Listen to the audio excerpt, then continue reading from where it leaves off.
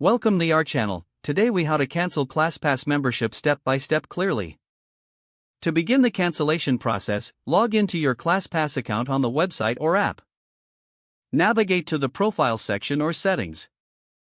Look for the Membership or Subscription tab. Select the option to manage your membership. Click on the Cancel Membership option. Read the information provided about the cancellation. Confirm your decision by selecting the appropriate option. You may be prompted to provide feedback on your experience.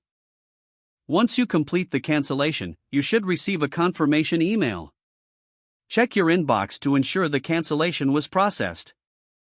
If you do not receive a confirmation, consider contacting ClassPass customer support. Keep in mind that you may still have access until the end of your billing cycle. Review your payment statements to ensure no additional charges occur.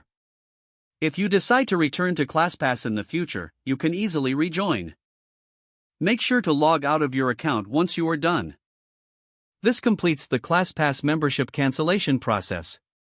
If the page does not load, refresh the browser or try again in a private or incognito window. Make sure you are using the correct email address, then retype it carefully to avoid small typos. If your password is not accepted, use the reset option and create a new strong password you can remember. Check your spam folder for verification or security emails, then complete any requested confirmation steps. Enable two-factor authentication if available to improve account security and reduce unauthorized access risk. After signing in, review your profile details so your contact information and settings are accurate and current. If you see an error message, note it down and try again after restarting your device and internet connection. Log out when you finish, especially on shared devices, to keep your account and payment information secure.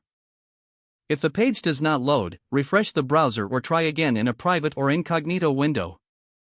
Make sure you are using the correct email address, then retype it carefully to avoid small typos.